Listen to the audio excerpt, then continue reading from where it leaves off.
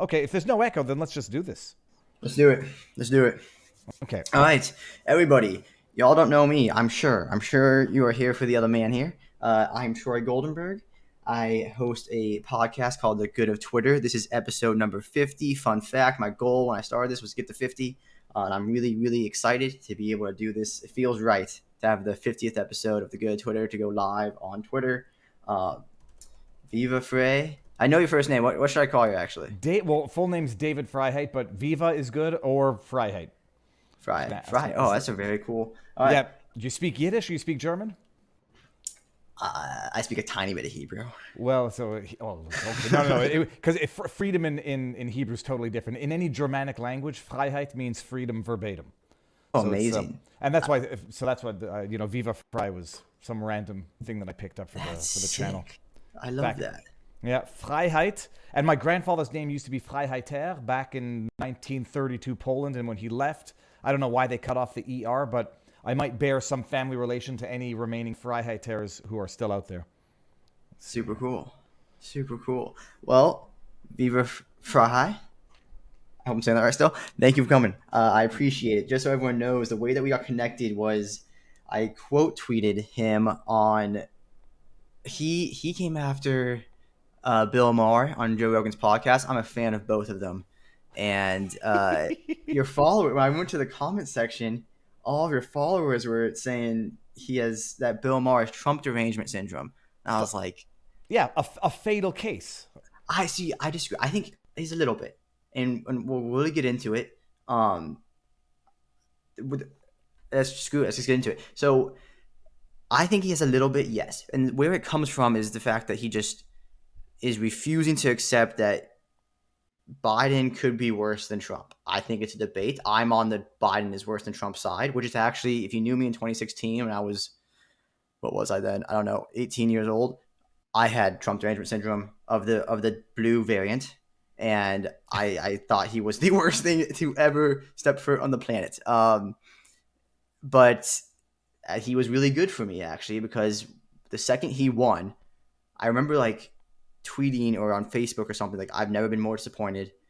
And one of my friends said, I can't be friends with anyone that voted for Trump anymore. Anyone that voted for Trump, I can't be friends with them anymore. And that was my first like red pill moment. I was like, that's insane. Half my friends voted for Trump. Like, Troy, I'm let not me, going to stop being friends with them.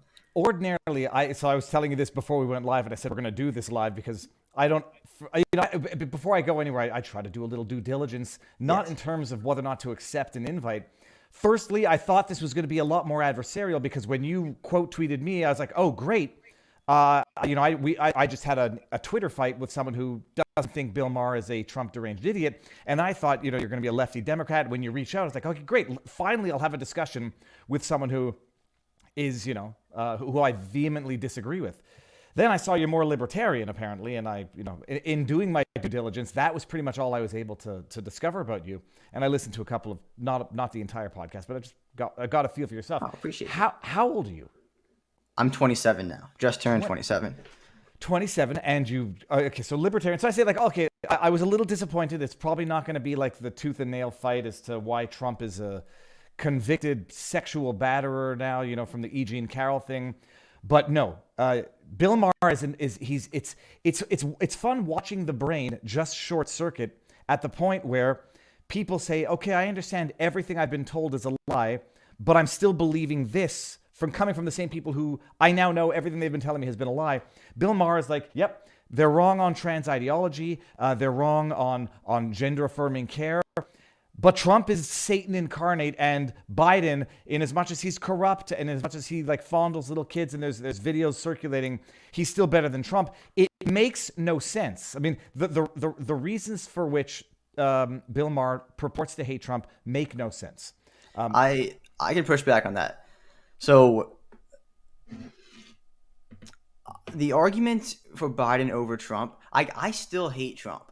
I just also recognize that the DNC is the most anti-democratic thing in our country, and especially with what they're doing to what they did to Bernie, what they're doing to RFK. And I understand it better now because I'm not 18. I'm actually paying attention and reading and all these things. But the argument for Biden over Trump is still there. You're just when you're choosing Biden, if these are the two people in the election, which actually seems impossible now because RFK isn't running as independent, but we'll get there. You're not choosing Biden. You're choosing the establishment, whatever you want to call it. You can call it something evil like the cabal. Biden's clearly not running the show. He's, as Rogan said in that clip, he is mentally compromised.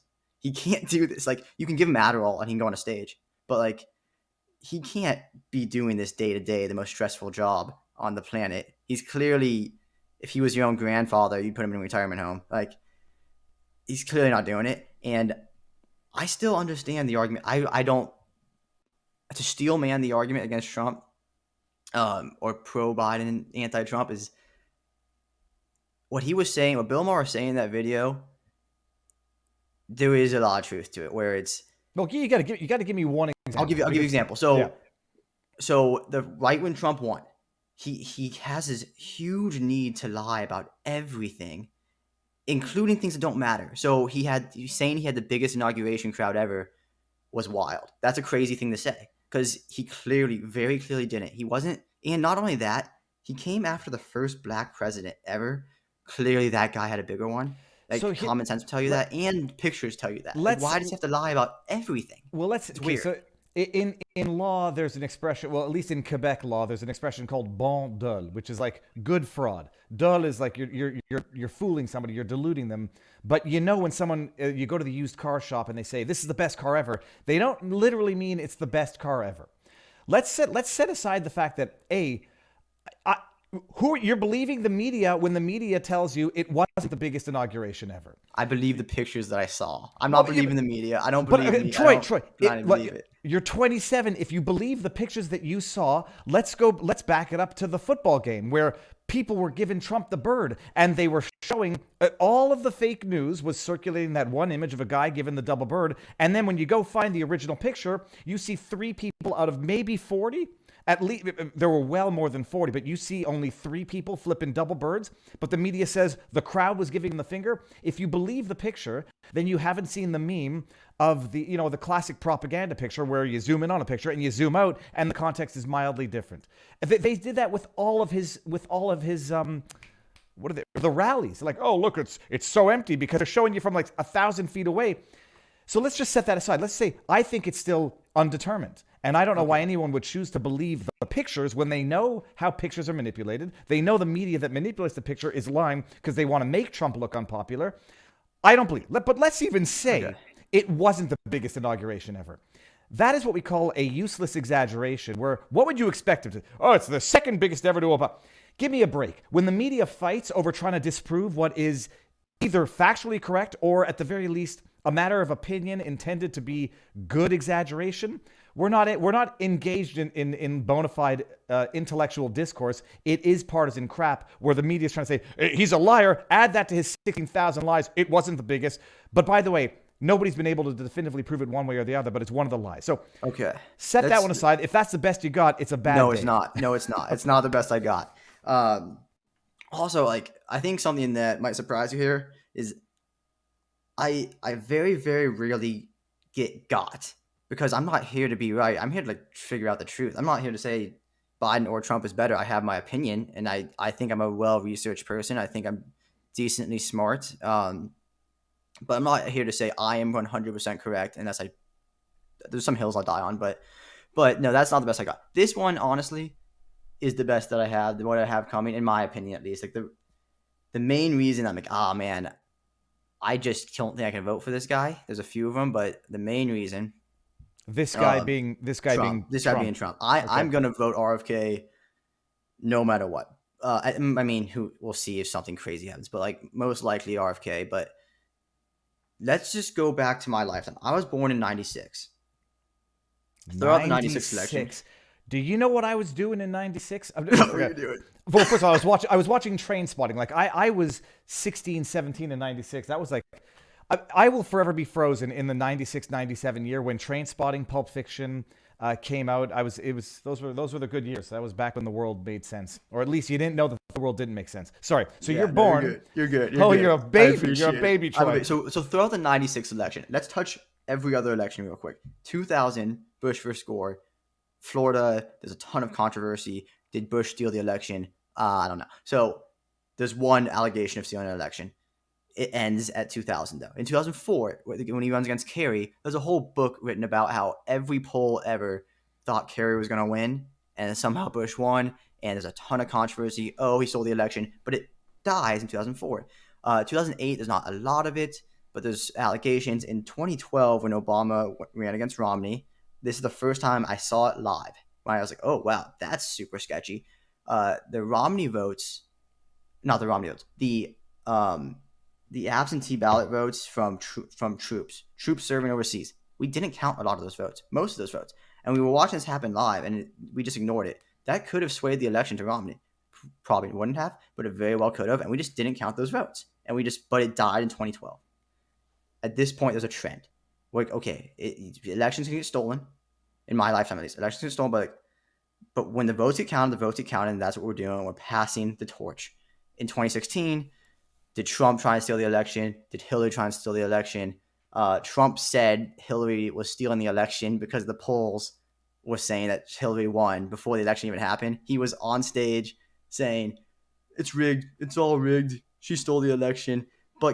And Hillary was saying Russia. I mean, I'm sure you know all that stuff. I'm not to convince you of that, all the stuff Hillary was saying and the Democrats. But in 2016, at this point, it starts to switch a little bit. Because it didn't die at that point. It starts to escalate. However, Hillary stopped trying to be the president in 2016. The DNC, which is the most anti-democratic thing on the planet, not planet, but in America, they kept it going, and now there's an escalation. That's when it changes. But she stopped trying to be the president in 2016. How about if I stop you there and say bullshit? She did not. And how so? Whether or not she was trying to be the president, she did not stop trying to undermine the results of that election, period. They spent 3 years. She knew, maybe she knew legally she could never be appointed as president.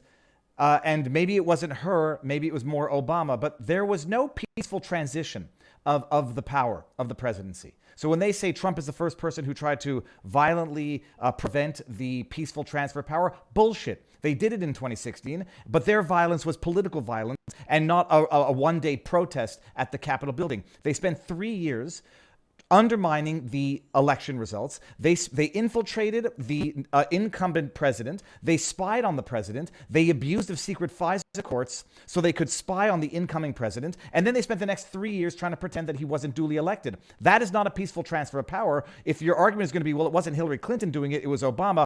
Hogwash, it's a distinction without a difference. That was a violent prevention of the peaceful transfer of power. They spent 3 years trying to pretend he was an illegitimate president. So that she didn't have an insurrection, which was bullshit to begin with, although they had the 2017 trying to interfere with the inauguration. Nobody remembers that. It's bullcrap. So I disagree with your premise, but on that, I disagree. I disagree with what you're saying there because I admire the pathos of it. I admire the pathos of the argument. You're very passionate. You know what you're talking about, but I disagree with the violence part of it. I disagree with the insurrection part of it. Like, they said that they undermined it. They undermined it, and they said he's an illegitimate president for sure. But he was the president, and if he got impeached, it would have been Pence, and that's what was. And Obama, he was pissed about it. You saw all the videos and pictures and all that. He was pissed, but there was no I'm not giving up the seat. That didn't happen. It just didn't happen, and then because Trump escalated it another step. He tried to the courts, to Mike Pence. Hold on. They should hang him. Comments. First of all, do you remember not my president?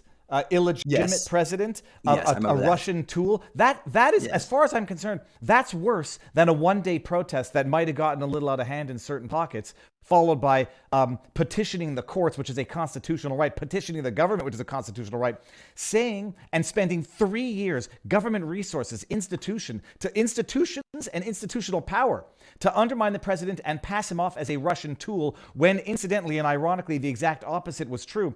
That is by far, it's not violent in terms of breaking a window. That is political violence of the highest order.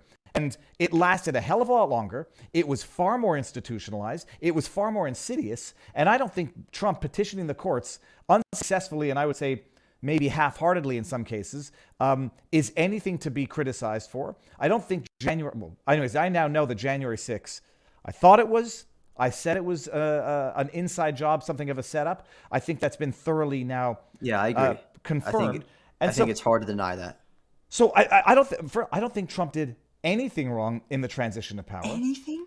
No, See, this no. is hold on. This is timeout. Timeout. Yeah. This is where the Trump derangement syndrome on the right side, the red variant of it, comes in. He did nothing wrong. This is where you lose me and whatever No, my breed of Troy, libertarian is. Like, don't think I care about keeping you along. I know, but It's like, a- but you shouldn't care about me. But you should. It's not about keeping me or keeping even a block of people. It's about being truthful and reflective with well, yourself and with the facts on the ground. so He didn't do Troy, anything wrong. Troy, Nothing. 0% wrong. wrong as in morally culpable? No. What he did wrong is I don't think he petitioned the courts early enough. What he did wrong is I don't think he was paying attention to the lawfare that was being waged in the months leading up to the election. What I think he did wrong, might be in the strategy in terms of what he ought to have done in order to properly contest it. Do I think he did anything morally culpable? Inciting violence? Inciting insurrection? Hell no. And do I think he did? What What about? when he- Let me hear it. What about when he was joking about they should hang Pence? And yes, I think he was joking, but he Well, hold said on. they should hang him. Get me the exact quote where he suggested they should hang Pence. The exact quote is they should hang. He jokingly, offhandedly says they should hang him. But I mean, if you want me to go to the internet real Well, quick. hold on. Let's see. I'm going to go to one header. It says when the chanter said, I'm going to have to hear the entire context. If that's what, but by the way, if inappropriate, no, but if 0.1% wrong, right? Like, no. But if you want to say if inappropriate jokes is inappropriate jokes and inappropriate comments the worst of it, yes. And by the way, this is not a Trump. I have no what's the word? I have no not love for. I have no derangement syndrome for Trump because I will criticize him when I think he deserves criticism. If the idea is going to be that off-colored humor is a problem, first of all, that was Trump's brand from the beginning. And so that is a flaw to some, and it might be an asset to others. And yeah, some of the jokes are inappropriate, and some of the comments should not be made. Is that to say then, therefore, his criticism of the process itself is totally undermined, and that's the biggest flaw? He made some off-color jokes or some innuendo. Oh, punch the protester in the face. I'll pay your legal fees. If that's the worst they got, give me a flipping break. When you have, and I'll criticize Trump for it. Don't make stupid jokes because you know the people who want to pretend they are serious are going to be able to pretend they're serious. What about the stupid people that believe everything you say and can't tell you're joking, especially when there is a crowd outside that could turn into a mob? First of all, I again, as far as that particular quote goes, I would want to know specifically what it was and specifically when it was said.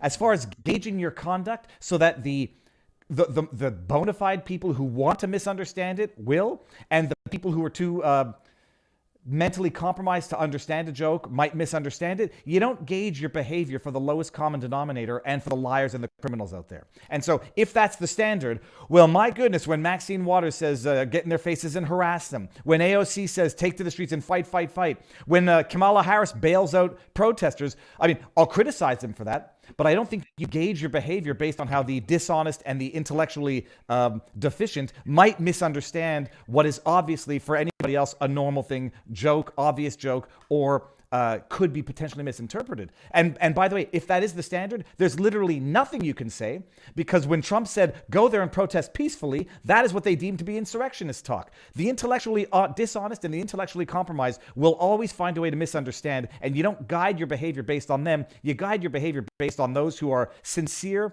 and of good faith in terms of how they're going to interpret what you say. But did Trump make stupid yeah, he said a ton of stupid things. Great.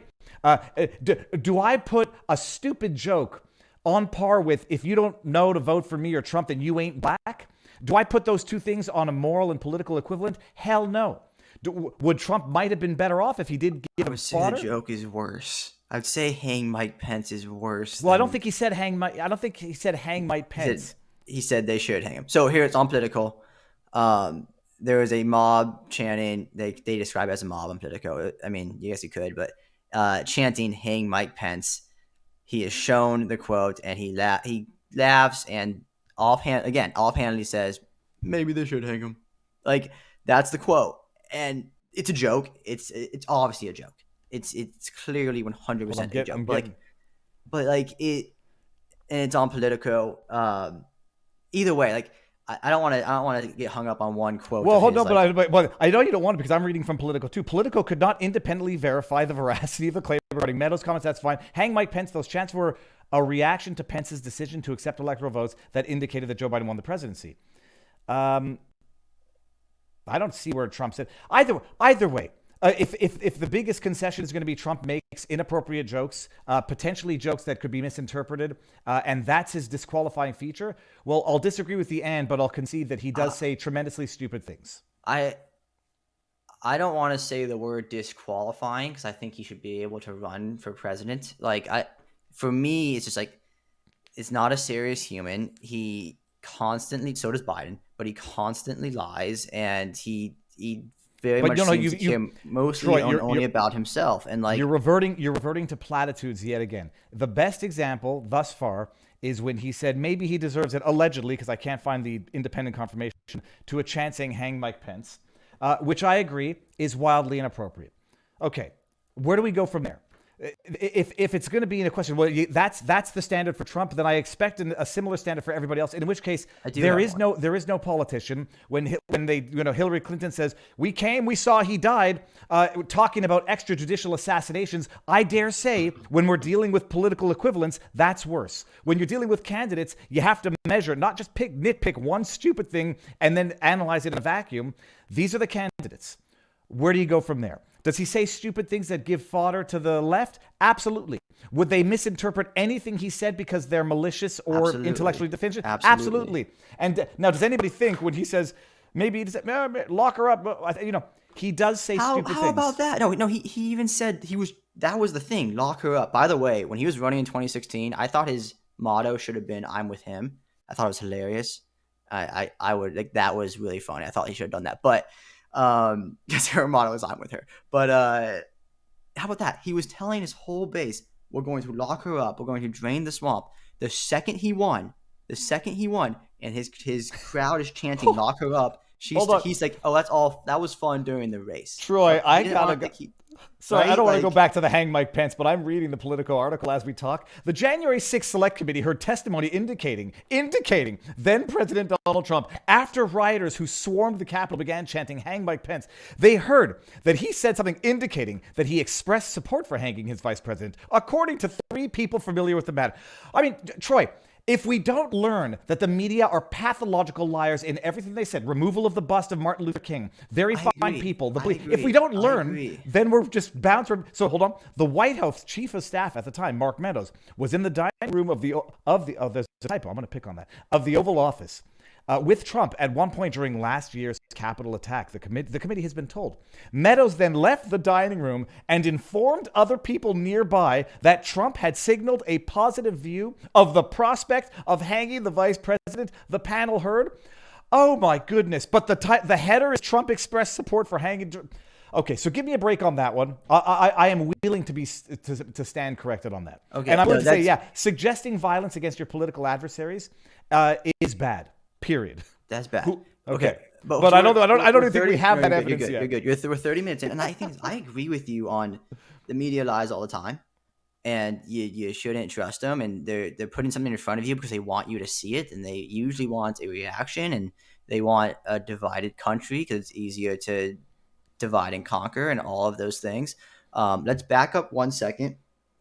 So I could talk Trump forever.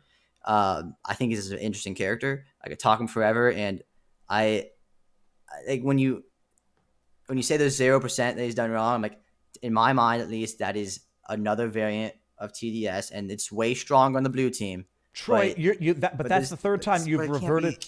You've reverted to the conclusion. That's the conclusion. That's not the justification. So first of all, I didn't say 0% wrong. I just said 0% culpable, morally and politically culpable in the transition of power, because the 2020 election, it was stolen.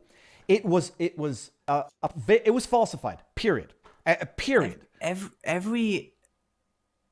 Okay, let's do 2 more minutes of this. I'll comment and you keep the last word, and then we got to move on. Go. But my thing is, in my lifetime, every single election has been quote unquote stolen, and all the people that I know that we don't trust media and all those things, but the professionals that we have entrusted to figure out, and they're not all blue team. A lot of these people are on the red team to figure out, hey, was this legitimately stolen? And we went to the courts, and I think going to the courts is a great thing. I don't dislike that he did that. I think that's the right way to do it. Nobody was able to verify anything he said. Like, nobody was. There's no, and even at this point, like people like Piers Morgan, who had that Arizona governor lady on, like even he's admitting these things. Who are like, hey, no one can verify this. Well, and so there has to be some sort of proof at some point that's verified by people that we have entrusted to verify, Troy, right? So first of all, this is something that we don't need to get into because it's not more complicated, but it's lengthy. The cases, the 60 cases that they say went to the courts and all got dismissed, virtually none of them got to the merits. The Georgia, which was the most severe case, the hearing was not heard in due time and therefore was deemed to be moot by the time that the courts came around to not hearing it. Half of them, or the bulk of them, were not Trump cases in any event. They were sort of like indirectly related to the elections. Did the courts hear about the censorship of the Hunter Biden story on Twitter? The answer is no. And so it's a very easy argument for me to make, because that alone, and I put out a tweet, if that were the only thing that they did in the 2020 elections, that's interference. That is election interference. That falsified the results of the election. If that were the only thing. And spoiler alert, it wasn't. Counting people as indefinitely confined, I forget what state, it was either Wisconsin, I think it was Wisconsin, so they could vote from home because of COVID. Unconstitutional ballots were counted, period. The courts ducked out of hearing it. They didn't get to the merits of it. The Supreme Court didn't take it up. And that is the end of it. But when you say like every election prior to this has, there's always been problems and it's a known fact. Yeah. And you know what makes 2020 especially fucked with? That they forbade everybody from saying what had historically always been true and what had historically always been said. You had Hillary Clinton come out in 2020, in 2000, saying the president was it her then? Selected, not elected. She was one of them. They've been challenging elections forever. They've been undermining the safety of electronic voting machines forever. 100%. 10 years ago. So what makes it even more blatantly chicanery is that 2020 comes around, they demonetize you, they deplatform you if you say what they had always been saying for the last 20 plus years. So that's the hard evidence. Now, we can move on from that. But I'm with you. It's funny that we end up in different spots on this, because I'm with you on so much of it. We just we agree on the diagnosis. We just disagree on the prescription, so to speak. Because I'm with you on everything you're saying, but let's move on real quick. So I like RFK. I'm sure we have something in common. That's exactly what I was about to get to. So move on and move back for a second. You were saying, because you said, well, if we're talking about Trump and we have to hold him to the same standards we hold all politicians, and they're all bad, and RFK is not. I've listened to this guy talk for 40 hours now at this point, because he's doing podcasts and I'm a podcast guy. And he's telling, you can disagree with what he says. I'm a nuclear guy. I like nuclear energy. He doesn't. I don't think he's very super well educated on finance. I have a CPA. I've done valuation work. I've done M&A due diligence. I'm very interested in economics. You can disagree with whatever stances, right? You can disagree on policy. The dude doesn't lie. He does not lie. Like he takes evidence, and you can say he misconstrues what he reads. You can misconstrues the data. He doesn't always talk. Whatever, for sure. We can talk about those things, and I love learning about those things, and I love talking about those.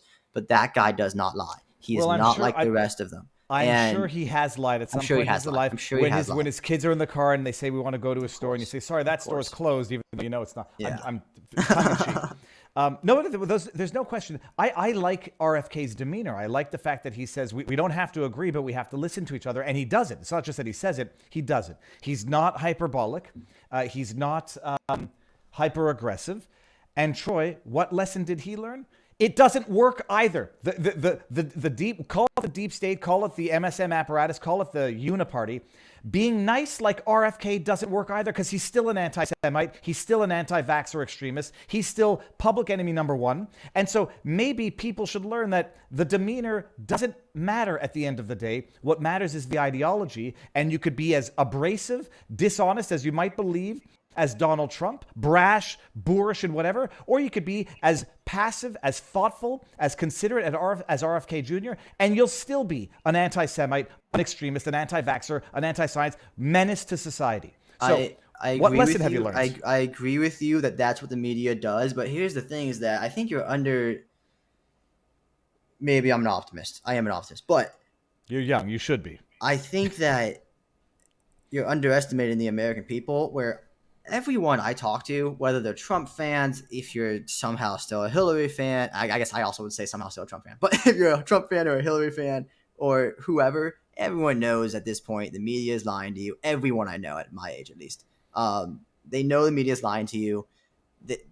It's everywhere, and everyone knows like you can't really believe these things. The words anti-Semite, which I'm Jewish and I very, very much care. This is kind of mostly what I tweet about is like anti-Semitism in Israel and Palestine and whatever.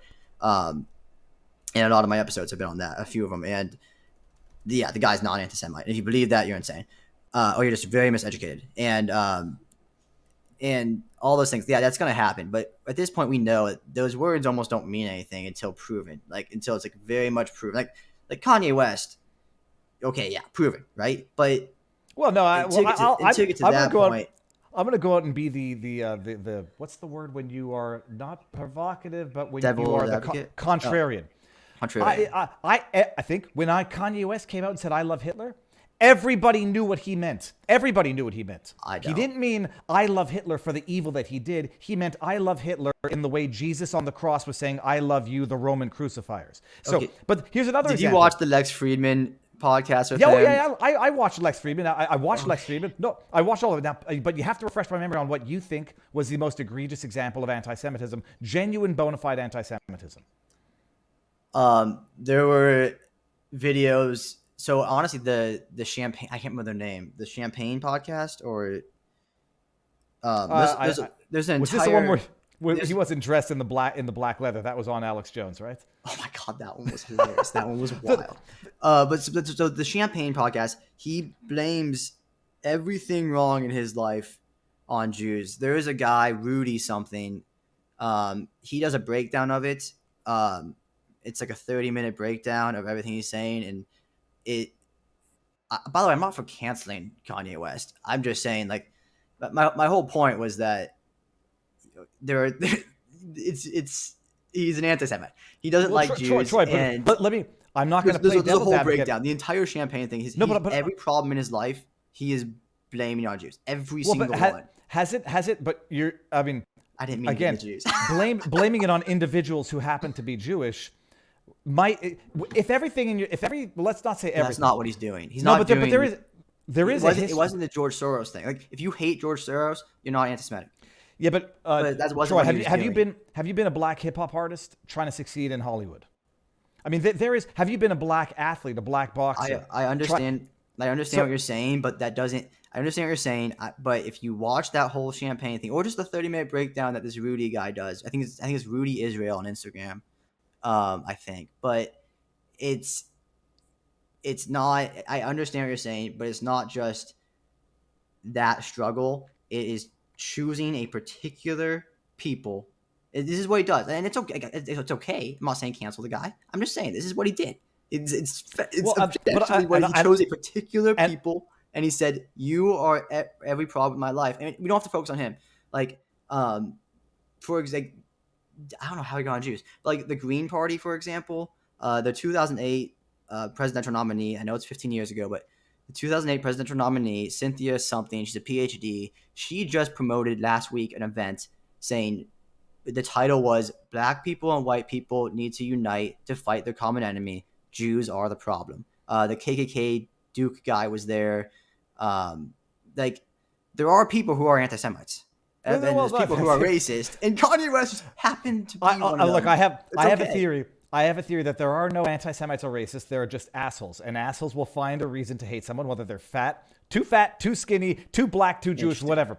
Okay. But when Kanye comes out, the thing is this also: you can't just say anti-Semitism and then deny the observations. A Kanye West, a hip hop artist, there is a history of black hip hop artists being exploited by their producers, by their labels, and statistical overrepresentation. Those people or those institutions happen to be Jewish people, or executives being Jewish. It's a history you can't undermine. You can't deny. I'm not trying to undermine that or deny that, but being overrepresented doesn't.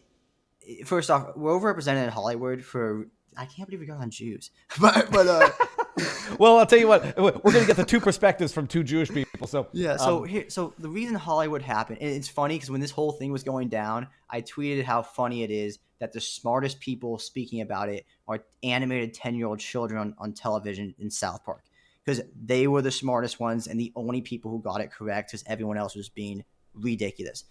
The reason there is an overrepresentation of Jews in Hollywood is because back in the day, Hollywood and movies were seen as a lesser class, a second-class job, because no one ever thought it would have the potential to be what it is today.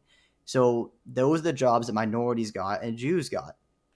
And now in Hollywood, I can't find good numbers on it, but it's somewhere around like 10% of Hollywood is Jewish, which is insane. That's an insane number of Jews. That's a lot of Jews. However, it's 10%. It's not.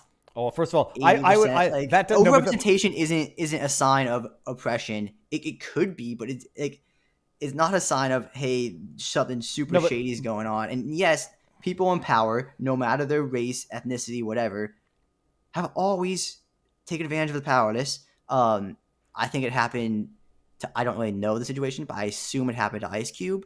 I assume it happens all the time, and it's not Jews. Like, I'm not doing that to you, bro. Hold on, but you have the Steelman defense is it may be Jews, but it's not Jews in the name of Judaism, which is the Steelman defense. But it's not only Jews. But it's not only but it's Jews. Not, but not only Jew. But not only Jews is not a defense. It's rich and powerful people. Okay, it is but a defense. if there is statistical overrepresentation for good, people like to invoke that. Like, oh, the amount of Jews, or I say Jewish adjacent, but the amount of Jews who have won Nobel Peace Prizes. Well, when it's a good statistical overrepresentation, the community likes to say that's a sign of something good within our culture. We're a people of the book, yada yada. I mean, I know you know all the arguments. Yeah. When it's statistical overrepresentation that's good, the minority likes to say, look at this, and it's a good indication of something good. When it's not good, they then say, don't observe it and don't come to any conclusions. And if you do, you're an anti-Semite. And that's not how it works. What isn't good here? But what isn't good here? I'm confused. Like we know there's nepotism. Nepotism is a problem, and it's a problem in every industry, including Hollywood. So that could be the problem. However, I fail to see. We know how Jews got into this position. By the way, it's 10%. Well, but first of all, it's 10%.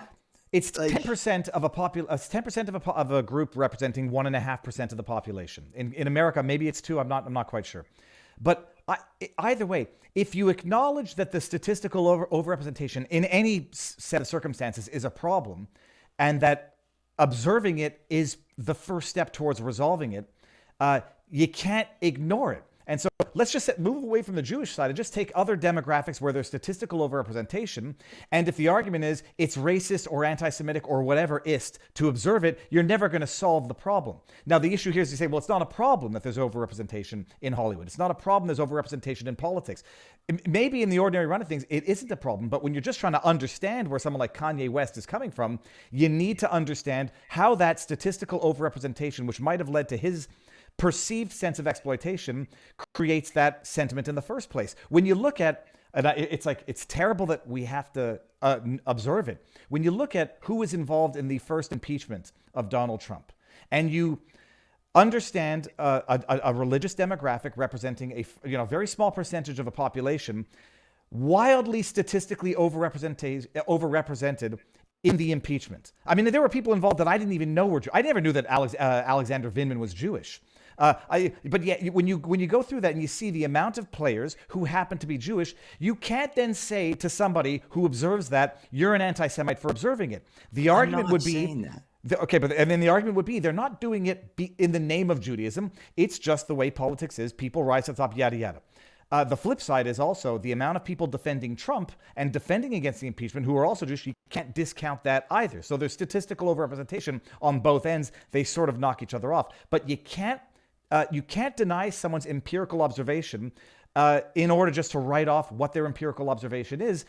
They might be wrong in their conclusion. And I think that they are, in that whatever success there has been for Jews in Hollywood and politics and Wall Street, etc., their actions, the Sackler family, however horrendous their actions are not being perpetrated in the name of Judaism. And that's where the connection fails. But you can't deny someone's life experience and the statistical overrepresentation that might have led to them coming to that conclusion. I agree. But again, it's funny how much we agree to end up at different conclusions. I agree with what you're saying. I think I feel like this probably isn't the conversation people want. We're both getting in trouble, Troy. That's for sure. Yeah, I know. I feel like this isn't the conversation people want us to do. Like, I agree. I think the term racist, in every sense, is overthrown way too much, overused way too much. It definitely waters down the term, and now people just don't believe you when you say it when it needs to be not believed per se, but taken seriously. I am mind blown that you can look at Kanye's statements and just not be appalled by his. I mean, I still think you've listened to the statements. Trust me.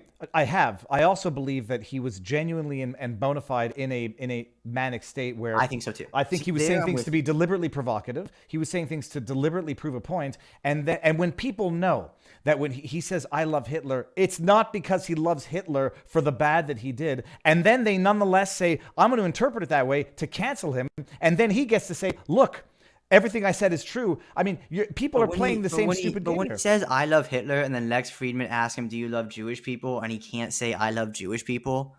And then when they come back to it, he still won't say it. He'll say, I love all people. Like, there's, and when he blames Jews for ruining his marriage, and when he, like man, don't get me. I'm sure he is looking at what he perceives to be the common denominator in his life, and he's trying to draw broader conclusions. Yeah, I agree. I think he was in a manic state. I don't think crazy is the right word at all. I think he was unwell. Look, anybody who's ever had, I've never had personal experience, but I've had very intimate interactions with people who go through manic bipolar episodes. Once you know how that works, you can, I mean, in my limited experience, but it's personal and direct, I think I can observe that. People say, well, being manic doesn't make you racist. I was like, first of all, when I've seen people who are manic, they think they're communicating with animals. Don't tell me that they're not going to say something outrageous in terms of course. So there's that. But the flip side is, you can't also just discount the observation, racist, anti-Semitic. If throughout his entire life, the people that he perceives to have slighted him or destroyed him or exploited him happen to be, they have one or common denominator. Maybe it's not the case and he's just picking it out because he's ignoring the black people who exploited him, or the Christian or the Irish. I mean, whatever. But the flip side, you can't deny and you cannot just write off observation of statistical overrepresentation as anti-Semitic in one circumstance, but good and reflective of Judaism as a whole when it's, the Nobel Peace Prize. We're aligned there. We're 100% aligned there. I don't think pointing that out isn't racist in any sense of the word. No, we're 100% aligned there. And the thing is also, like, there's also a focus on. Let's get back to RFK real quick. But yeah, because this all started with him being accused of anti-Semitism. I want to get Dave Chappelle at some point. I mean, if maybe the next time, if we don't have time this time. Do you have a time limit here? No. I'm going to go live at. I'm going to go live towards 1:00. But okay, I got flexible. Okay, cool. So if not this time, I love this topic. I really do. But this isn't really what we promised to the people. Well, hold on, because it came down to, it started with RFK being accused of anti-Semitism because of what he said about, even during World War II, you could hide it in attic, and you can't get away from the digital identification that's coming along. And then people want to say that that's anti-Semitic. Well, I mean, for goodness sake. The more so, and I really wanted to RFK. I wanted to an author called George Friedman and a book called The Storm Before the Calm. He also wrote a book called The Next 100 Years, where he predicts the next 100 years from 2000 to 2100, and he is basically spot on so far. And then The Storm Before the Calm is basically a prediction book from 2014, 2016. I think it's published, maybe 2018 actually. It gets published around the Trump times.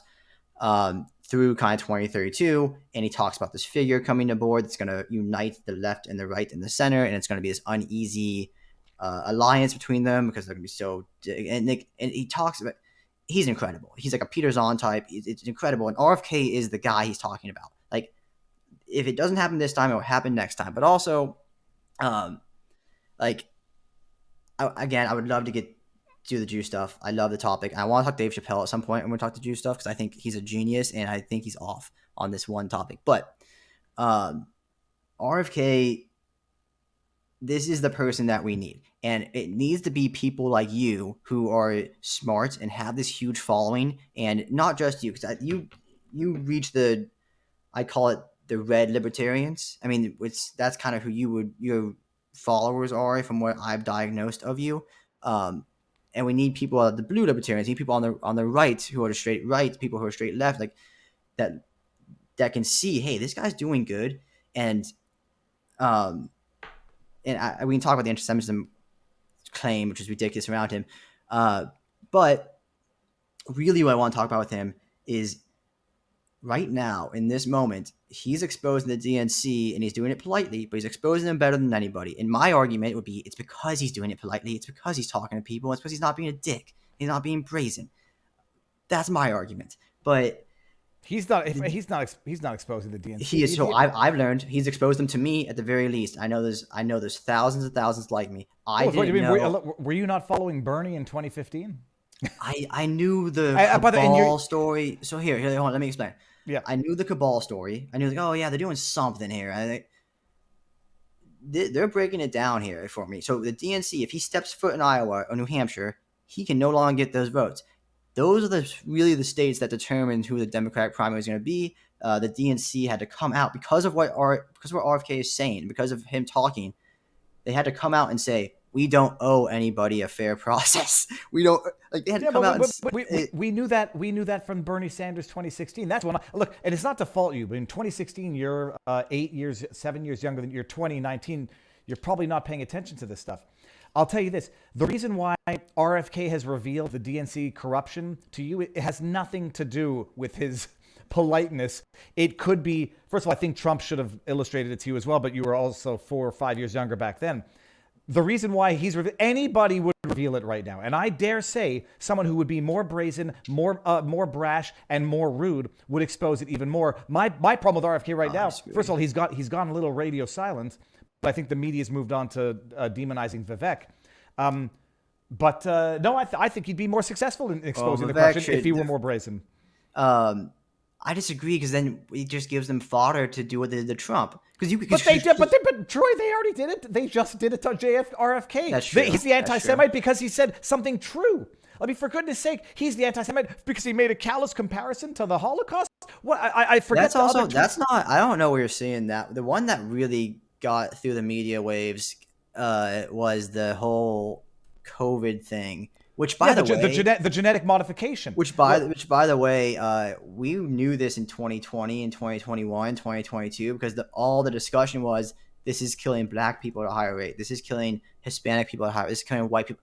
I thought at the very least, like, oh, because I have Jewish blood and DNA, I am a little bit safer.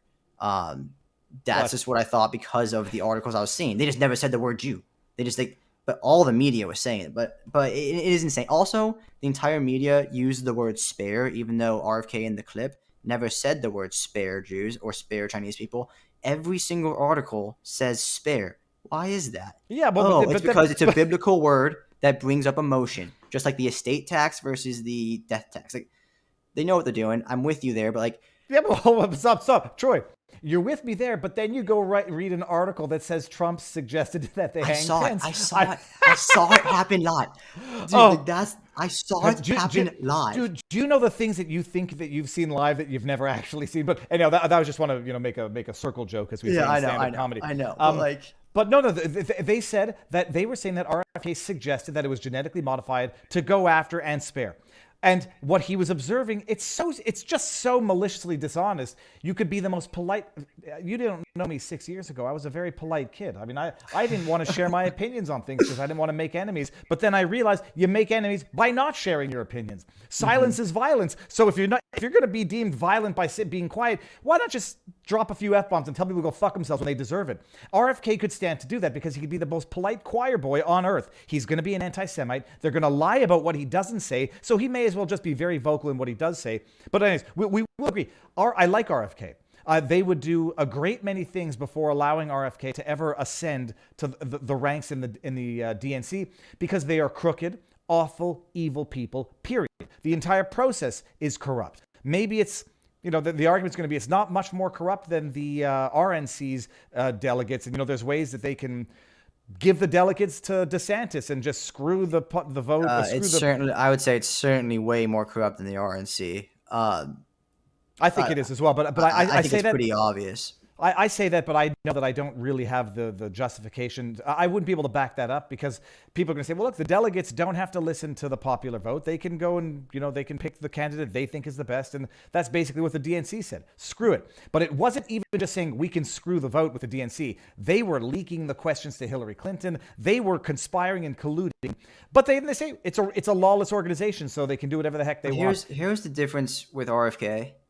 And I think I really do think being polite and being willing to talk to people and trying to be a good person does go a very, very long way because people will listen to you. If I came on here and I said, Viva, you're an idiot. You're stupid. Here's why. You're not going to listen to me. If you could back it up. But that's the thing. If you could back it up, you might actually get even more support. You might even get more support. And who did from your own team, but you never would from the other side. Do you know why? Because but you have to treat adults like they're adults and not like they're kids. I'm not good with the compliment sandwich, and maybe it's bad parenting, but I don't infantilize adults any more than I don't really infantilize kids. It's like, oh, you did good here, but no. You made a mistake, just admit it and just learn the mistake and move on. When it comes to someone being an adult, an idiot, call them an idiot, but at least have the receipts to back it up. Someone on Twitter, I should not reply to the trolls, but someone said, it was about the Tara Reid, Russell Brand, all this other stuff. And I said, I put out a tweet that says when you're a populist celebrity who reaches the masses and you're accused of rape, you get canceled. When you're a Democrat politician who's accused of rape, you get elected. And then the guy's like, oh, well, what about your rapist Trump? And I was like, well, first of all. And they call me a hypocrite. I say, first of all, I don't mind the verbal abuse. Just make sure you know what you're talking about. Even Trump, the jury said, we don't find rape, but we find sexual abuse. However you manage that in your mental gymnastics, fine. But I'm done. Calling people idiots when they act like idiots, just make sure you have the receipts to prove why they're idiots so that it's not just an insult. It's a conclusion substantiated with premises. I'm not saying you're wrong. I'm not saying that's not my point. My point isn't that person isn't an idiot. That's not my point. My point is, if you say that person and all of their supporters aren't going to listen to you. They're just not. Troy, they were never going to listen to you. You're not necessarily speaking to them. But somebody could. Like, that's the thing. This is where RFK is different. This is like, he's different for a lot of ways, but this is a big reason he's different. Is he actually he's done it. He's proven he can do this. The left, the right, and the center. People will listen to him because he's not calling you an idiot. He's saying, hey, here's what I see. Here are the evidence. Here's the evidence. Here's what I'm breaking down. Like, he is winning people. Dude, I honestly, like, I'm loving this conversation. I'm a fan of you. Like, I want to be friends. However, you're not gonna get a single human that's a progressive to listen to you just by the way you talk. But RFK is getting everyone to listen to him. Like that. Troy. It's a big deal. No one can do this. He's been able to do this. It's a huge deal. I'm not going to say. First of all, I'm being a little bit overly contrarian. I don't think you walk around dropping F-bombs and calling people names. You're right. It's, that being said, call liars liars and call scoundrels scoundrels and understand you're never going to sway the scoundrel. And at the end of the day, if there are little virgin ears in there that don't like hearing people fight, well, good. First of all, they're not going to listen to very much in any event. And they're probably they probably need to be coddled in their beliefs as opposed to waking up and said, this is reality. RFK has not been succeeding because of his politeness, period. I think he's been succeeding because of the quality of his ideas and whether or not he would stand to gain by being a little bit more in your face? Who knows? But the point and the underlying conclusion is being polite hasn't gotten him anywhere, and it hasn't shielded him from the same accusations that being brash and abrasive have gotten for Trump. He's still an anti-Semite. He's still a crazy, whacked-out conspiracy theorist. He's still an anti-vaxxer. He's still an anti-science menace to society. And all the politeness in the world is not going to change that, coming from a fundamentally corrupt party and a fundamentally corrupt regime that doesn't care how polite you are. You know, like I say, you extend an olive branch to an ideological, disingenuous adversary, they're going to use it as a stick with which to flog you. Again, I agree with that's what the media is always going to do no matter what. But I don't understand how you can say that when he has, like, the quality of his ideas. Okay, yes. Yeah, quality of his ideas, fantastic. Quality of ideas. And by the way, I'd like to see a bit higher quality of Trump's ideas in his interviews. I mean, I listened to him on Megyn Kelly. I listened to him on Tucker Carlson. And I like to say there is a reason why candidates should go out and do debates, even if they think they're so far ahead. It allows refining of ideas, and it also allows the public to tell you where they think you're getting things wrong. And to say Trump has not had these wildly devastating answers that the DeSantis camp wants to pretend he's had, but, you know, coming out, if he's going to be ambiguous as to whether or not he thinks a man can become a woman, he's got to explain why he's hemming and hawing. I think I know why he is, but where was I going with that? I forget now. But either that's okay. RFK could stand to be a little bit more abrasive, a little bit more in your face, because being polite is not going to. If for the slight soft ears out there that are so sensitive they would turn off anything if he used the word idiot, that might not be the market that he wants, and also that might not be how you incorporate. There's an author called Robert Greene. He's a really good author. He wrote the book The 48 Laws of Power, and he's wrote the book The Laws of Human Nature, Human Seduction. All these books that are really good. And one of the laws that I've learned is that if you want to make someone not like you, just repeatedly call them stupid. Even if I call myself stupid all the time, right? Like, oh yeah, I'm an idiot. But if someone else sits there and calls you stupid, and they call you an idiot, they call you stupid, you're not going to listen to them. You're not going to want to talk to them. And there are people that are scared of RFK, as in like that. I can't remember the doctor's name, but the vaccine doctor guy that won't debate him. Oh, Peter Hotez. Yeah, so he's scared of him. However, so like it won't get him to talk to him, but however, he was polite it will with get Hotez. other people. I know, but the politeness and the willingness to talk, it's going to get some people to come and talk to you that maybe otherwise wouldn't. Yeah, and well, look, I call me older and cynical. I think honesty and fairness. If someone acts stupid, tell them they're stupid and tell them why. If someone makes a mistake, tell them they made a mistake and explain why. When it comes to RFK, being polite with the coward Hotez didn't work. He's a coward. I was not polite with Hotez. He hasn't blocked me yet because I know that if he, well, maybe he has. Let me check. But no, when it comes, I think from the broader perspective of people listening, they like honesty. Period. And Yes. whether it's polite honesty, maybe I'm being naive and thinking I don't expect Mehdi Hassan. He has now blocked me, but I never really expected Mehdi Hassan to say, "Come, I'll have a chat with you," because I was being. I won't say abusive. I will say I was certainly calling him a piece of garbage and a liar consistently with the evidence to explain why he's a liar in his treatment of Matt Taibbi. So when you call certain people names, you're not calling them names to try to sway them to come to your side. You are calling them names and you're being abrasive with them so that other people can understand the degree to which they are dishonest and they are liars. So it's true. You want someone to like you, don't call them stupid. If you want someone to respect you, maybe say that was stupid and here's why. I'm not trying to get the Mehdi Hassans and the Peter Hotezes to like me, and neither should RFK. He should be dealing with them abrasively, brazenly, so that other people out there truly appreciate the degree to which the institutions are corrupt, and fundamentally so. But the problem is, and I don't think they're going to hear it if it's polite. I think there might be a few who might hear it. I think he needs to be a little more out there and a little more in your face because either way, we're going in circles. But yeah, he's not that's okay. He's not going to get any points for being nice. I get what you're saying.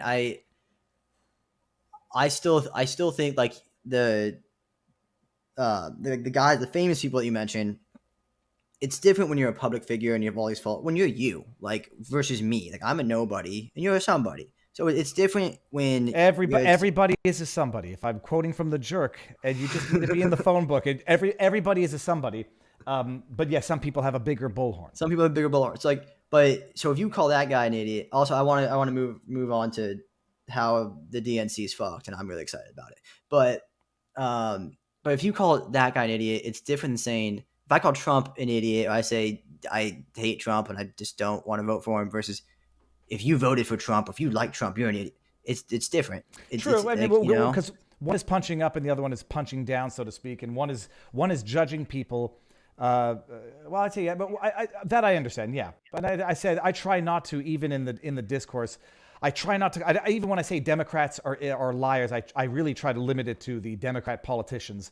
And there are very good people out there who think it means that they're good to vote Democrat. Much like in Canada, yes. there's a lot of people who think it makes them liberal to vote liberal because they don't understand that they're actually supporting fascism of the highest order under the cloak of under the brand of liberalism.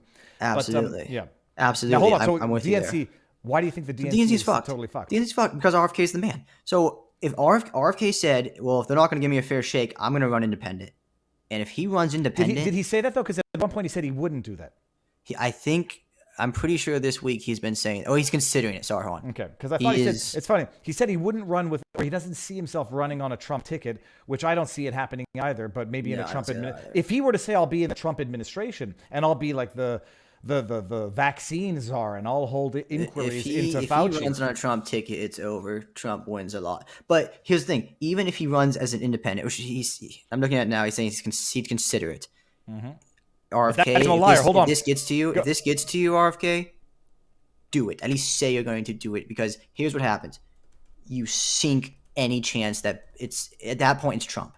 So at that point, you're forcing the DNC to make a choice. Either they let you run fairly or Trump's the president. Those are the options. Like, because he would take many millions of people away from the blue team and vote for him running independently. Because even if we got one state to go gold, I think it'd be gold to be the color. I call it the purple team. But if we got one state to go purple, that's a huge deal. If that happens, that's a big deal. And all of a sudden, 10 years down 4 years, 8 years, 12 years, 16 years down the road, that's a big step. Troy, and the same way that we've since 2000 kind of seen what's happened with the elections. So Hillary escalated it. In my opinion, Trump escalated it. All of a sudden, we see an escalation towards democracy. Like I think. Troy, I know that sinks them. Why are you giving RFK Jr. a pass on his lying? He said at one point in time, people have come to me and said, why don't you run as an independent? And I say, because I'm a Democrat. So look, oh my goodness, is that not a lie? Like if Trump had said, I won't run as an independent, and then later on says, maybe I will, you'd add that to your list of Trump lies. I suspect that's not true. Okay. I wouldn't, because that would be changing your mind. I genuinely, one of my critiques on RFK is, I think he just doesn't. He knows a lot about certain subjects, but then again, the financial markets, which I'm again CPA, valuation, economic. I'm very well educated, degrees and not degrees, in that area. When he talks about that stuff, I'm like, okay, you just don't know what you're talking about. I genuinely think he just didn't really know how corrupt this was. And I genuinely think that. I don't know, man. His dad and uncle were assassinated. I think he knows how corrupt things are.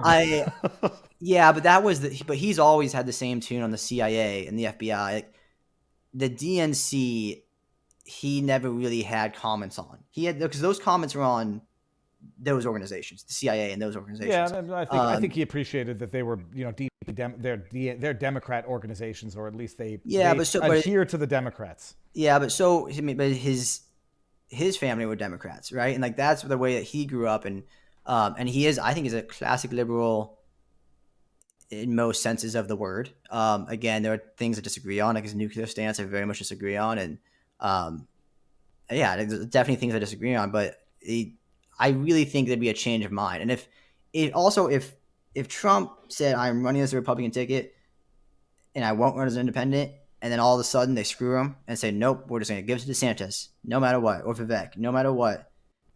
Which, by the way, let's talk about Vivek in a second. Yeah. I think he would have the right to change his mind. Yes, the media would be like, oh, they'd add to the list of lies. Like, oh, he's a freaking liar.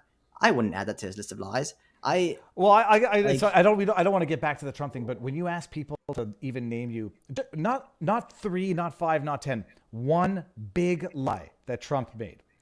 Wait until you see how long it takes the wheels to start spinning before they can come up yeah, with one. but that's not fair because like it's hard to think of things on the moment like that. Like if It's not fair. It's hard to justify your opinions as you express them.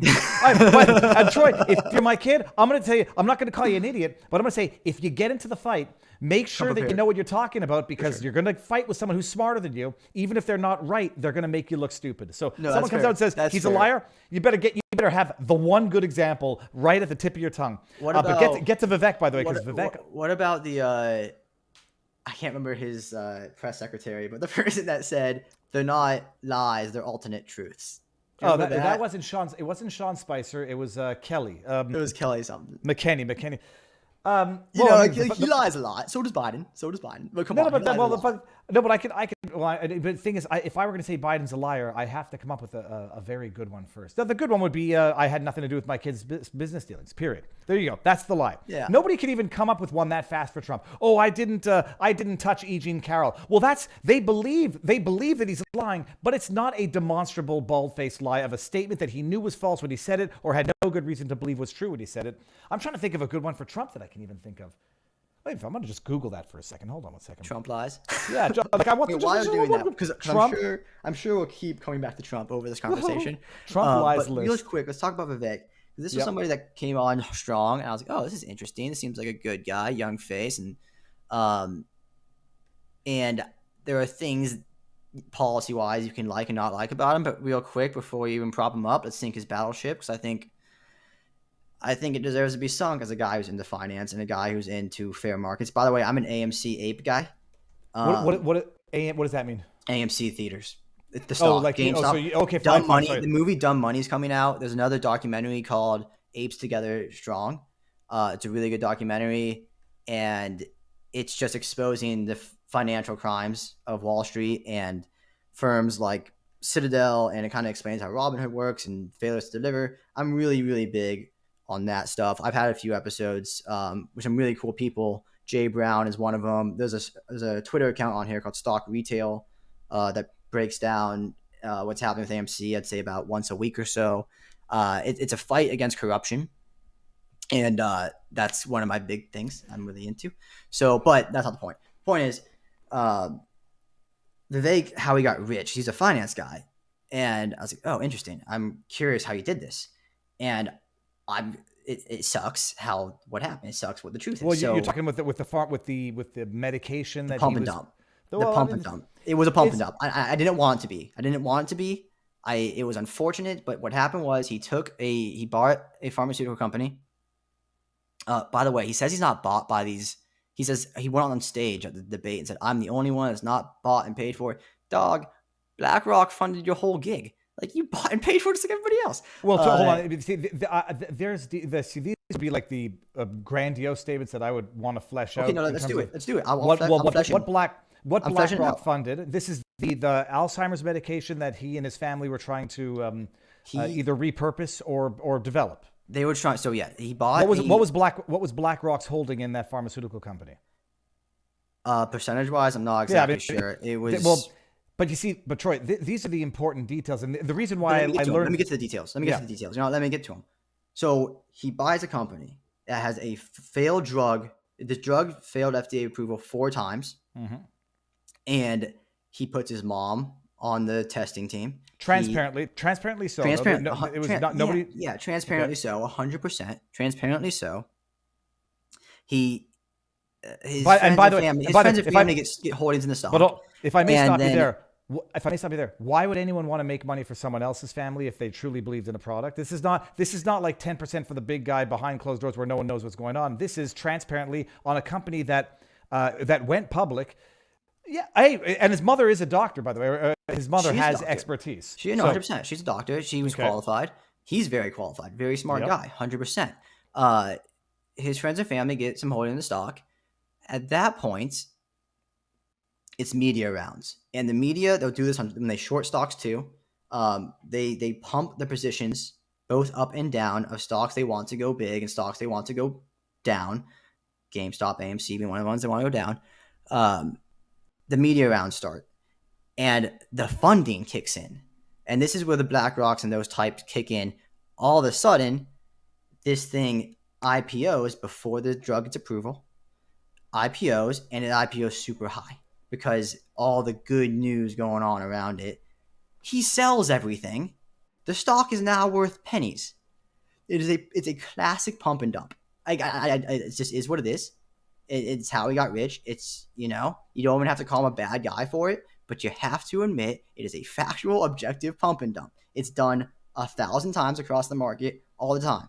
It happens all the time. And he was just one of those guys. I'm going to get into it in a second, but I've done something stupid on my end where I refreshed my page and kicked myself from the Twitter space. Uh-oh. Can you let me back in? Okay, guys. Apparently he got kicked from the Twitter space. It says you're still a host. Because it's funny. I all of a sudden didn't hear echo, but that means that I can't hear myself when I'm speaking. Here, I'm going to remove you as host. Everybody, give us 30 seconds, hopefully. Hold on. Yeah. Add a speaker. You're not in the space at all? Hold on now. I want to unmute. There we go. Okay, now you can hear me? Let's go. Okay. Can everyone hear him? Give some thumbs up. Yeah, real quick, and now I'm hearing the same echo. I tried to refresh and thought maybe that would take care of the nanosecond echo. So incidentally, Vivek is going to be. We're looks like we might get an interview. So I have my questions. Nice. I have my questions. Now the pump and dump.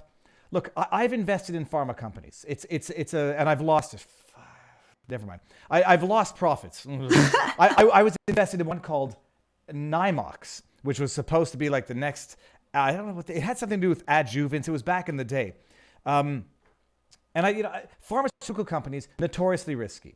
They bought, and I understand the story. I saw the breakdown of the guy on Twitter. I forget what his name is, but he did the breakdown. Said this is, he bought a failed drug, tried to rebrand it, tried to falsify the studies or reinterpret the studies. I mean, I understand why there's suspicion in it because you get into the pharma industry and everybody assumes it's thoroughly corrupt, and by and large it is. That being said, you can buy a failed drug and think you can repurpose it, think that you can tweak it or work with it, and then sold it. Who did he sell it to? I mean, the company. They IPO'd. He just sold it. He IPO'd. How long after the IPO did they dispose of their shares, or did they? He disposed of his shares, the vast majority of his shares. Yeah, but when? At what point? Very quickly. I can't tell you exactly. 3 weeks in or 2 weeks in.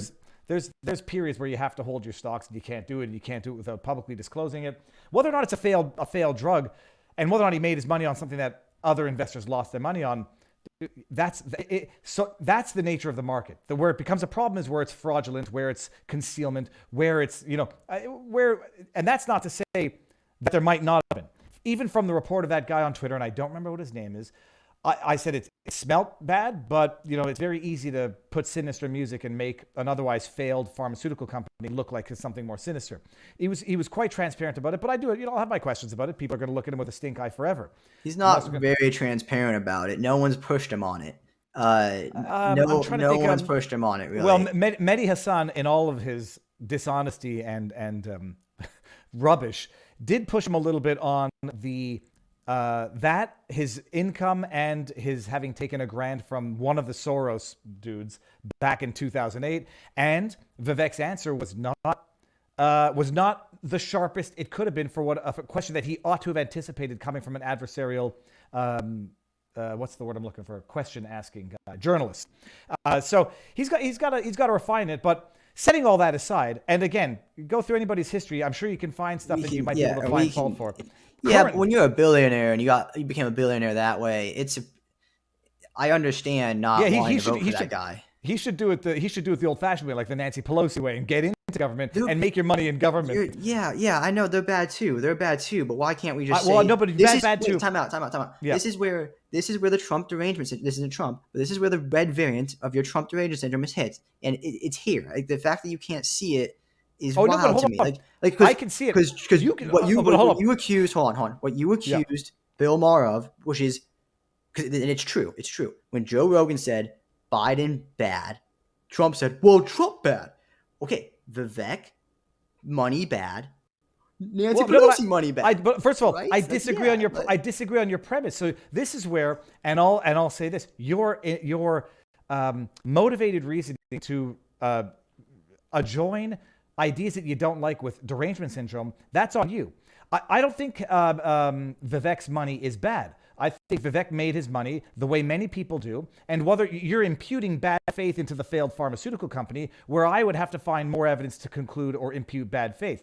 I don't think making your own money through public disclosure, I don't think making your money is bad. And so my comparison is not to say Vivek bad, Pelosi bad also. Mine is to say Vivek not bad, because he didn't make his money even the way these other filthy, corrupt politicians do. He made his money on the open market through hard work, and whether or not you think it was a pump and dump, that's you're imputing intentions into the result. That's not a justification for having come to that result. can we agree that the law is bad? That hey, if you're gonna IPO and you're gonna do this through the pharmaceutical companies, that your drug has to be approved before you have the ability to sell. Can we agree that we could change the laws? Well, I don't know what the law is, but I certainly know that I would never oppose a law being better in terms of protecting people. But the problem is more law, less justice. I know that there are periods within which you cannot sell your shares even after it goes public. So long as he didn't do that, he's, and it's not like so long as he's not breaking any laws. If he's not breaking any laws, that's already much different than. Although I think, what do they say? They don't have laws against insider trading. But no, look, there are, whether or not he dumped the shares in the company, knowing it would never be successful, that is imputing intentions. He may have sold his shares. I don't know for how much or for how little. I presume he didn't sell them within the lockout period where he's not allowed selling them after the company goes public. Every law. I'm sure he followed and so that's every it. law. So he took his money and he ran. You want to fault him for that? You want to fault him for not? I do. If you're running for president, I'm not saying throwing him in jail. But yeah, if you're running for president and you're claiming I'm not bought, they're all bought. Well, no, but first of all, you were kind of bought. When he made his money, there's a difference between selling out and cashing in, and it's only a question of whether or not you want to impute bad intentions. But whether or not whatever he knew in terms of ever running for president back when he made his money and then said, I've made enough, I'm not going to, I've made enough, my risk is done. I fault him for it. Of course, it's always the people who don't make the money on the stock that fault the people who did. So long as he wasn't doing it with insider knowledge that was not available to the public on fraudulent basis, he made his money. That's fine. You want to say that he made it knowing it was a failed product, you got a lot more evidence to adduce to come to that conclusion. That's very fair. Now, and then all that, setting all that aside. Yeah. Big fucking deal. Let's move to today. He took money from Soros, 50 grand in 2008. I don't think the world thought the same of Soros back then. And I'm sure as sugar, if you had asked him, would I take the money back then? I'd probably take it back then. Would I take it today? Hell no.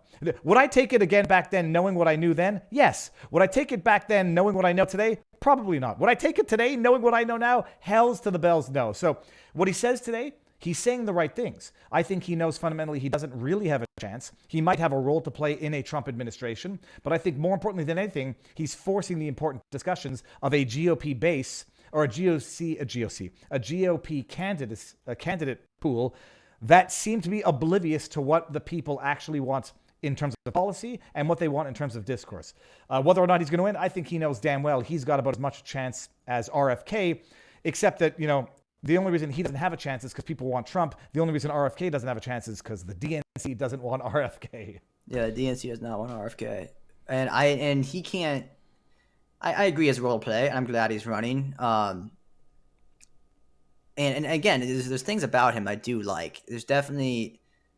you don't like Bill Maher. I do. That's one of our differences here. But when he's on Bill Maher's podcast, he's...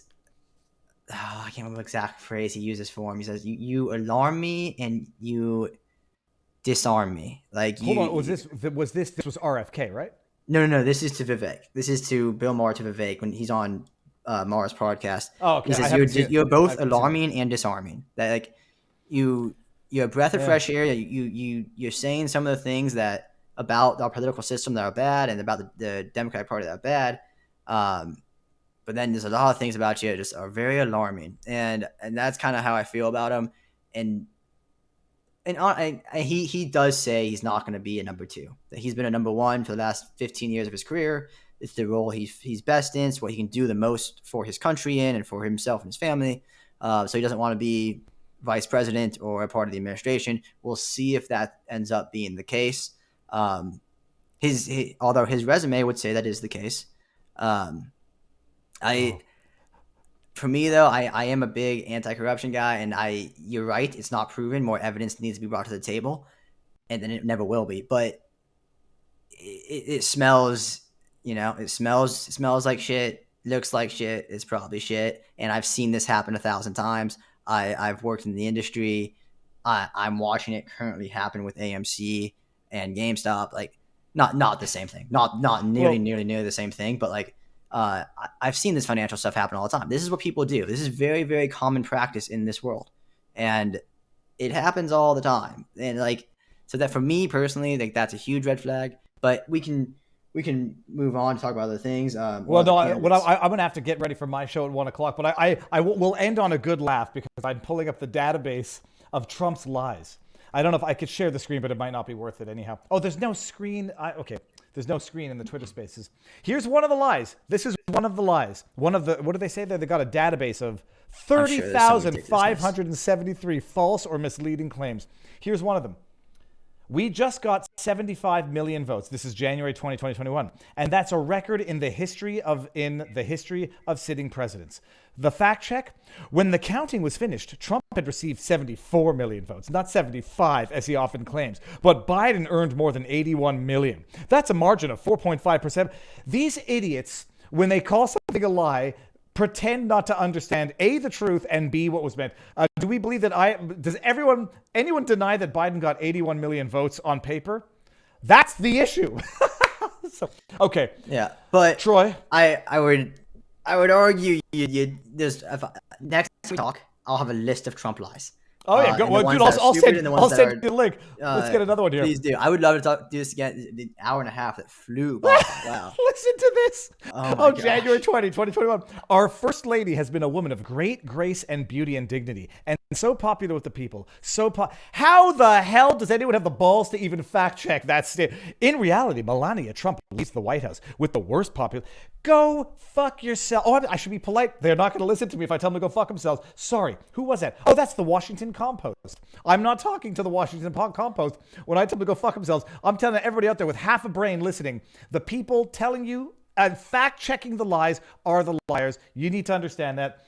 Troy, it's good. You're young. You're still an optimist. As the expression goes, if you're not a liberal when you're young, you have no heart. And if you're not a conservative when you're old, you have no brain. Although I think right now if you're not libertarian more so. I'm purple. The libertarians, man, they're a weird group. We're a weird bunch because like we disagree. We range from like loving Trump to hating Trump, and we range from pretty left to the center. It's a weird group. It's not exactly a political tribe per se. I've abandoned all labels because there are Democrats who I believe are red pilled. There are I go red pill, blue pill, but I just go also freedom lovers versus people who need to be told what to do in life. And libertarians they're a quirky group because they are don't tell me what to do of the highest order. But I like everything about it. But at this point in time, it's blue pilled versus red pilled, and there's a lot of Democrats, leftists, liberals, progressives who are now starting to realize that in real time, and that's may the tides change. But Troy, how do you end your show? I don't know how you end your show. So well, actually, I end it asking 2 questions. If you have 5 more minutes for me, do it. Let's go. Okay. Before I get to those questions, I would like to say with your platform and with I would say you're a very smart man. I hope you keep continuing to talk about RFK at the least. I think this guy, Ian, look into the book, The Storm Before the Calm by George Friedman. I think this guy's good for the country. I really do. However, on that note, 2 questions. Any book recommendations, whether it be political, for life, whatever it be? What are some good books I could use reading? Look, I'll say this just because it's going to be a good, timely on point. Russell Brand's Recovery is a good book. It's a good book. And as I'm listening to that book, I was saying, this was back in the day. I wasn't predicting that he was ever going to get canceled the way he was getting canceled. But the book goes through the 12 steps of recovery and the insights that people who have lived that life have to live with. And my ultimate conclusion to that was that addicts, life is a question of addiction. It's just a question of substituting the bad addictions for the healthy ones, like exercise and et cetera, et cetera. But it's a good book, period. And it's interesting that it's applicable now, and it sure as hell is going to be used against them going forward. But then it's some other classics. 1984 is prophetic. It's almost a cliche to say everybody has to read it. And I'll say the Bible. I haven't gotten the audiobook yet, but I've been trying to familiarize myself more with passages from the Bible, which also seem to be more applicable today because Mark Twain said, history doesn't repeat, but it tends to rhyme. And the Bible was the first book that put on paper man's corruption, man's evil, man's beauty, man's wisdom. And so things that gave birth to the Bible are going to continue to happen over and over again. And I think we're living through some prime examples now.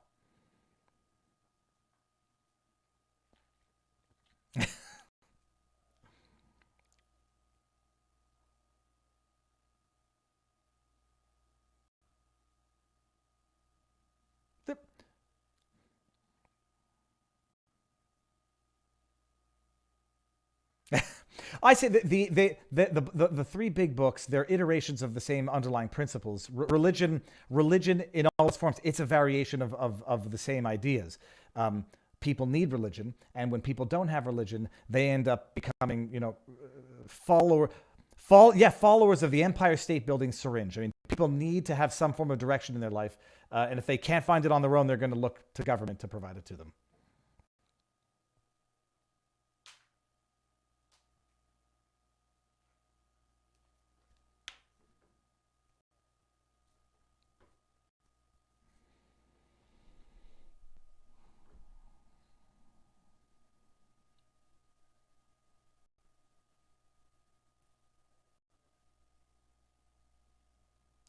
Happiness. Now, the problem is what produces happiness. That is, when they say health, wealth, and happiness, it's either health plus wealth equals happiness, but you have people who are plenty happy with just having what they need. But no, the meaning of life is happiness, and then the problem is, how do you get there? I should also say I've been struggling with this. I think the meaning of life is also community, but I think community just leads to happiness. So obviously, the meaning of life is happiness. The question is, how do you get there? Nobody gets to happiness by being bad people, by being ugly people, and by being unfair to other people. So that's the question. But no, I'd say that's it. I was going to say be smart, say 42, but I can't even pretend to. I've never read The Hitchhiker's Guide to the Galaxy. I just know the punchline. Oh, dude, I thought it was going to be a little more adversarial, but I was preparing myself to walk into a Mehdi Hassan type den, which is why I was excited from the beginning. But it's good. I like these things, and I like the way it started. It started through an internet fight, a Twitter tiff. Yeah, it's for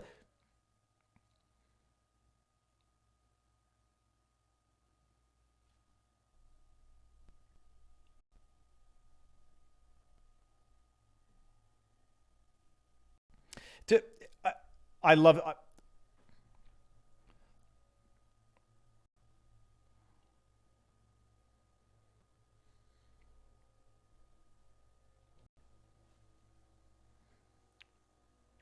Right now I live in Florida, but I'm originally from Canada.